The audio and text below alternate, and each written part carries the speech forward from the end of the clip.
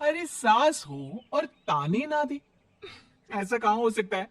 लेकिन क्या हो जब सास जरूरत से ज्यादा ही ताने देने लगे तो? सुन बहू, आज घर में कुछ खास मेहमान आने वाले हैं, तो लंच पर ये सब बना देना। ये पकड़ लिस्ट, और कुछ भी कम ज्यादा नहीं होना चाहिए। वैसे तेरे बारे में जानती हूँ मैं, मेरे टाइम पर तो हमें बताने वाला भी कोई नहीं था। माँ जी कितने लोग आ रहे हैं ये तो लिखा नहीं है। खाना बच जाए तो दिक्कत, कम पड़ जाए तब तो दिक्कत ही दिक्कत है ना। क्यों? अरे सवाल पर सवाल ही करती रहती है, ये ठीक नहीं है। मेरे टाइम पे तो मजाल है कि हमारे मुंह से चू भी निकले। वो क्या है ना माँ जी, मैं खाना उसी हिसाब से बनाने का सोच रही हूँ। कहीं खाना कम ज्यादा बन गया तो आप तो मुझे पाताल में ही डाल देंगी ना। मेरे टाइम पे तो हम इतना बोलना क्या सोच भी नहीं सकते थे कि सास को कैसे ताने दे। अरे अरे रे माँ जी, कहाँ ताने दे रही हूँ। पर माँ जी इतना सारा खाना मैं अकेले कैसे बनाऊंगी? कोई हेल्प, कोई हेल्प। कितनी बड़ी बात बोल गई बहू। कोई हेल्प ना जी ना, वो भी सास। सास तो सिर्फ ताने देती है, ताने। हेल्प? हमारे टाइम में सास को ये शब्द बोल दो तो भूचाल आ जाता था। बाकी मैं तो अपने सास की लाडली बन गई थी, पर तू तो बहू की बहू ही रहेगी। क्यों नहीं बना पाएगी? अरे अभी तो बनाना शुरू किया नहीं और पहले ही सोच लिया नहीं बना पाऊंगी। आजकल की तुम जैसी बहुओं के ये बहाने होते हैं कि कैसे नहीं बन पाएगा। अरे मैंने भी अपने टाइम पे बनाया था, अरे बल्कि इससे भी ज्यादा खाना बनाया था, तो तुझसे क्यों नहीं होगा? है? सब होगा जा। माँ जी मैं बना तो लूंगी, मैं बस इतना बोल रही हूँ कि अगर आप थोड़ी मेरी मदद कर देती तो। अरे अरे अरे, शर्म नहीं आती तुम्हें अपनी सास से मदद मांगते हुए? हमने अपने टाइम पर कभी अपनी सास से ऐसा नहीं बोला। सच में आजकल की लड़कियां तो बहुत ही छुई मुई सी होती है। जरा सा काम देखा नहीं कि बस पहले मदद मांगने दौड़ने लगती है। अरे अब ये सब बहाने नहीं चलेंगे। जा जाकर खाना बना। हमारे टाइम पर हम ये करते थे, हमारे टाइम पर हम वो करते थे। हाय रे ताने। फिर शाम को। अरे बहू कहाँ चले गए? मुझे ये सामान पकड़ा जरा। हमारे टाइम पर मजाल है कि हम सास के साथ खड़े ना हो। हाय रे क्या करूं। बस कोमल तैयार हो जा ताने खाने के लिए। काश इस औरत के समय में मैं होती तो देखती ये क्या क्या करती थी अपने टाइम पर। माँ जी यही हूँ, बस चिंटू को पढ़ाना था। अरे हमने भी बच्चे पढ़ाए हैं हमारे टाइम पर, चिंटू को बाद में पढ़ाना। जा पहले वो कर जो कहा है। बहू बेचारी क्या करती, बच्चे को छोड़कर लग जाती है सास के साथ। हमारे टाइम पर ना। फिर तो सास बोली जा रही थी और बहू सुनी जा रही थी। अगले रोज। क्या हो गया चिंटू, क्यों रो रहा है? मैं कल कितना कहा था आपसे कि पढ़ा दो, लेकिन आपको तो मेरी पढ़ाई की कोई वैल्यू ही नहीं है। देखिए कितने कम नंबर आए। अरे कोई बात नहीं बेटा, फेल तो नहीं है ना। वाह बहू वाह, मेरे टाइम पर तो हमारे बच्चे के कम नंबर फेल ही कहलाते थे। ना पढ़ाती हो ना घर का काम करती हो। हमारे टाइम पर तो। सास की इस बात पर इस बार बहू का पारा हाई हो जाता है। वो सोच लेती है कि अब तो वो पति से बात करके ही रहेगी। अगले दिन। माँ जी सारी सफाई हो गई, मेरी कमर टूट रही है, मैं जरा सोने जा रही हूँ। सोना? अरे हमारे टाइम पर तो हम ये जानते भी नहीं थे कि आराम क्या होता है। पागल हो गई है क्या? रुक अभी। देख उस कोने में देख, मुझे कितनी धूल दिख रही है।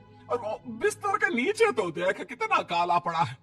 और पर्दों के पीछे खिड़की पर देख जाले लगे हुए हैं, वो कौन साफ करेगा? ऐसी सफाई होती है क्या? जा फिर से कर। मैं तो घर में एक दिन का गंदगी नहीं आने देती थी, लेकिन जब से तू आई है घर की हालत ही खस्ता कर दी है। अरे माँ तो तू कहाँ गई? तू भी तो यही है। वैसे माँ मैंने कभी तुझे सफाई करते नहीं देखा। जब से ये आई है न जाने आप में कौन सा सफाई का कीड़ा चला गया है। हाय रे, हमारे टाइम पर तो पति कभी बीवी की तरफ से बोल दे तो समझो घर का बंटवारा, और यह घर तो मेरे ही नाम से है। तो बेटा निकल ले बीवी को लेकर। हमारे टाइम पर तो। अरे कैसी बात कर रही हो माँ, मैं तो बस मजाक कर रहा था। इतनी कम सैलरी में मैं कहाँ अलग रह सकता हूँ। माँ जी प्लीज, मैंने अभी पूरा घर साफ किया है और इन जालों को झाड़ूंगी तो फिर से पूरी गंदगी हो जाएगी, फिर से सारे घर के झाड़ू। ना माँ जी ना। हमारे टाइम पर तो मैं दिन में 10 बार झाड़ू लगाती थी, हमने नहीं किया है क्या? मायके से कोई तो संस्कार लेकर आई होगी ना तू बहू, क्या कुछ भी नहीं? तभी पति आ जाता है।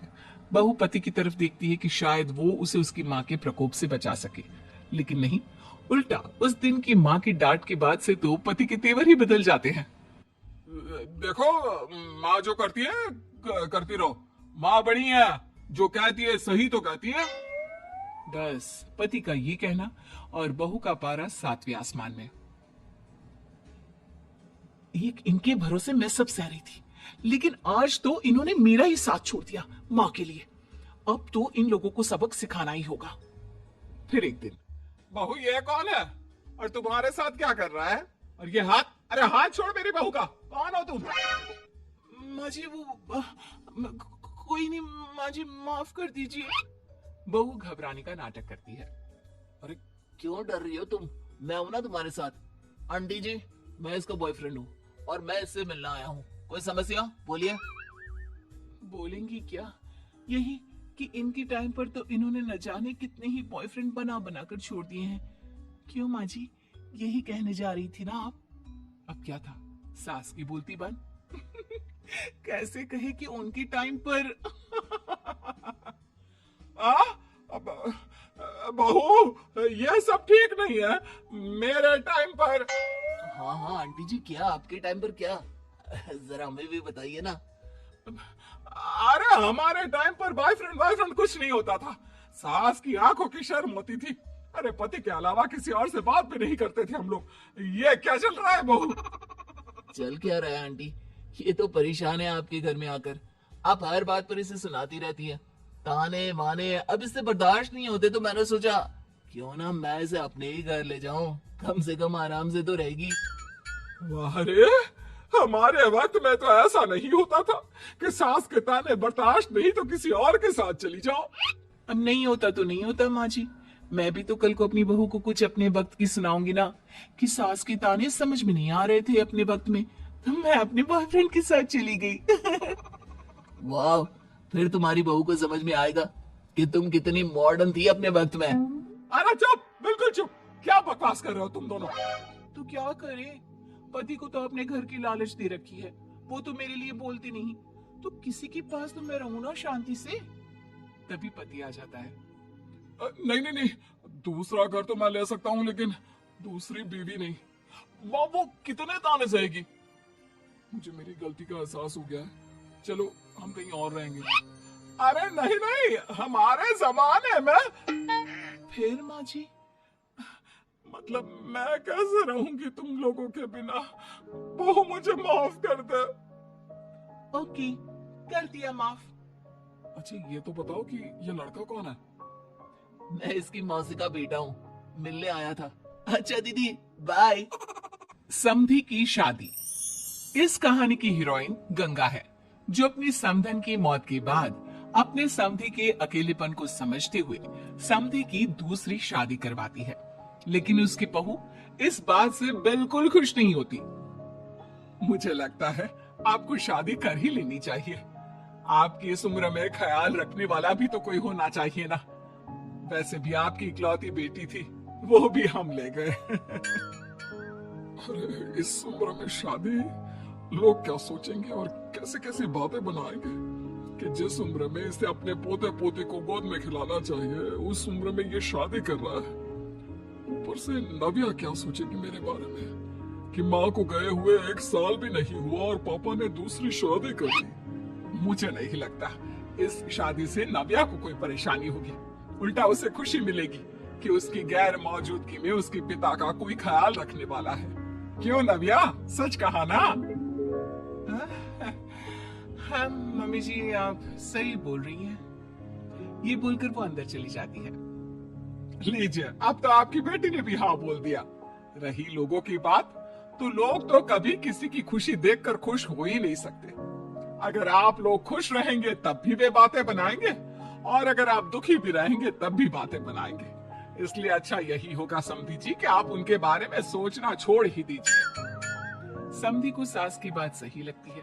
वो भी सोच लेते हैं कि बच्ची जिंदगी के लिए कोई हम सफर बना ही लेंगे। आप ठीक बोल रही हैं। जब मेरी प्यारी बिटिया नव्या और उसके ससुराल वालों को मेरे इस उम्र में दूसरी शादी से कोई दिक्कत नहीं, तो परेशानी कुछ है ही नहीं। ऐसे ही सास समधी की दूसरी शादी करवाती है और फिर समधी के घर आ जाती है बहू की नई माँ। कुछ दिनों के बाद बहू अपने मायके अपने पापा और नई माँ से मिलने आती है। मेरा बच्चा कितने दिनों बाद मुझसे मिलने आई है। इधर बैठ, मैं तेरे लिए कुछ अच्छा सा बना कर लाता हूँ। तेरे फेवरेट पास्ता खाएगी ना? पापा आप क्यों? वो कहाँ है? उनसे बोल दीजिए आप मेरे ही पास बैठकर बातें कीजिए ना। उन्हें क्यों लेकर आए? कोई चैरिटी थोड़ी ना कर रहे हैं। इस उम्र में घर मिल गया, और क्या चाहिए? तभी नई माँ घर में आती है। बेटी की बात सुन रही होती है और सुनकर बहुत दुखी हो जाती है। वो अच्छा, तुम्हारी नई माँ वो जरा किसी काम से बाहर गई हुई है, आती होगी। मैं तब तक तेरे लिए कुछ अच्छा सा बना कर लाता हूँ। ठीक है पापा। लगता है नई माँ के पैर बाहर ही रहते हैं और आपको ही बनाकर खिलाना था, तो क्या करे, छोड़िए। ये बोलकर वो घर में घूमने लगती है और चीजों को देखती है। इनको घर में आए हुए थोड़े दिन नहीं हुए और ये घूमने भी जाने लगी है, वो भी पापा को घर में अकेला छोड़कर। आने दो, एक बार इनकी खबर लेती हूँ। वैसे घर को तो बड़ा सजा कर संवार कर रखा है। चलो, ये तो खूबी है, कम से कम पापा को साफ कर शौक भी है। इतने में नई माँ घर में आती है। अरे नव्या बेटा, तुमने पहले बताया होता तो मैं जल्दी घर आ जाती। तुम्हें नहीं पता मुझे तुमसे कितनी सारी बातें करनी है। कैसी हो बेटी? बेटी? हाँ, वैसे अब तो मैं आपकी बेटी हो ही गई हूँ, ना चाहते हुए भी। खैर, आप गई कहाँ थी? शादी हुए कुछ दिन भी नहीं हुए और आपने घूमने जाना भी शुरू कर दिया। पापा का ख्याल रखने के लिए शादी करवाई है आपकी, जानती है ना? नव्या, ये तुम क्या बोल रही हो? मैं कहीं घूमने नहीं बल्कि एक दोस्त से मिलने गई थी। उसकी तबीयत थोड़ी ठीक नहीं, इसलिए वो क्या है ना, शादी के चलते उससे मिलना नहीं हो पाया, तो आज चली गई। अच्छा, वो भी पापा को यूं घर पे अकेला छोड़कर? आपके लिए आपका ये परिवार ज्यादा जरूरी है या आपके दोस्त? देखिए, ये ठीक नहीं है। इतने में पिता आ जाते हैं। अच्छा, तुम आ गए। आओ, चलो तीनों मिलकर बैठ के खूब सारी बातें करते हैं। माँ कुछ नहीं कहती, चुपचाप अंदर चली जाती है। ऐसे ही बहू जब भी अपने मायके आती, अपनी नई माँ से ऐसे ही बात करती। नई माँ बहू के इस बर्ताव से परेशान होकर उसकी सास को बताती है। देखिए माना, वो बेटी है, लेकिन मैंने भी शादी की है। वो बेटी कम, सास सा व्यवहार ज्यादा करती है। अब छोटी है तो कुछ कहना ठीक नहीं लगता। बाकी शादी का रिश्ता लेकर तो आप आई थी, इसलिए आपको बता रही हूँ। मैं शादी करके बहुत पछता रही हूँ। अरे परेशान ना हो, मैं बहू से बात करती हूँ। तभी थोड़ी ही देर में बहू ससुराल आ जाती है। बहू कहाँ थी अब तक? तुम्हें पता है क्या टाइम हो रहा है? माँ जी, मैं अपनी एक सहेली से मिलने गई थी और माँ जी अभी तो 7 बज रहे हैं। अरे इतना लेट कोई घर आने का टाइम है? आज के बाद 6 बजे के बाद तुम घर आई तो तुम्हें घर में एंट्री नहीं मिलेगी। सास बहू के साथ बिल्कुल वैसा ही व्यवहार करती है जैसा वो अपनी नई माँ के साथ कर रही होती है। न जाने माँ जी को क्या हो गया है। मैं कितनी खुश थी कि मायके जैसा ससुराल मिला है। सासू माँ इतनी अच्छी थी। फिर अगले रोज, बहू, मेरे बेटे को पौष्टिक खाना दिया कर। क्या ये पास्ता पिज्जा बनाती रहती है? इसलिए शादी नहीं करवाई थी मैंने अपने बेटे की। ठीक है माँ, मैं बना दिया करूंगी ऐसा खाना। लेकिन माँ जी, आपको हुआ क्या है? पहले तो कभी आपने ऐसा नहीं किया, तो ये अचानक से मुझसे कोई गलती हो गई है क्या माँ? क्यों? ऐसे नहीं बोल सकती। समझ ले, ये तेरी सास का हुक्म है। ऐसी ही सास बहू को अपने सास वाले तेवर दिखाकर कभी डांटती तो कभी ताने मारती। पर बहू बेचारी बिल्कुल समझ नहीं पाती। एक दिन बहू ये क्या बेफिजूल खर्चा करती रहती है? परसों ही तुमने अपने लिए एक साड़ी ली थी और आज फिर से। तुम्हें क्या लगता है पैसे क्या पेड़ पर होते हैं कि जब मन करा तोड़कर सामान ले लिया करा? हैं? वो माँ जी बहुत अच्छी लगी तो ले आई। अच्छी लगी तो ले आई। यहाँ मेरा बेटा अपना खून पसीना एक करके पैसा कमा रहा है और तुम उसी पैसे को बर्बाद करने में कोई कसर नहीं छोड़ती। माँ जी आप मुझे ऐसा क्यों बोल रही है? मैं आज के बाद कभी शॉपिंग पर नहीं जाऊंगी, लेकिन प्लीज आप मुझसे ऐसा बर्ताव मत कीजिए। इससे पहले कभी आपने मुझे छोटी छोटी चीजों के लिए नहीं डांटा, ये अचानक ऐसा क्यों? मुझे बिल्कुल अच्छा नहीं लग रहा। देख बहू, मैंने तेरे साथ जब टिपिकल सास जैसा बर्ताव किया तो तुझे इतना बुरा लगा। सोच तेरी नई माँ को कैसा लगता होगा जब तू उनके साथ हमेशा ऐसा बर्ताव करती है। तो माँ जी आपने इतना सब कुछ बस इसलिए किया? आप मुझसे नाराज नहीं हो, गुस्सा नहीं हो? नहीं बहू, मैं तुझसे गुस्सा क्यों होंगी? मैं तो तुझे बस इतना समझाना चाहती हूँ कि अपनी नई माँ से सास जैसा बर्ताव करना बंद कर दे। उनको बिल्कुल अच्छा नहीं लगता।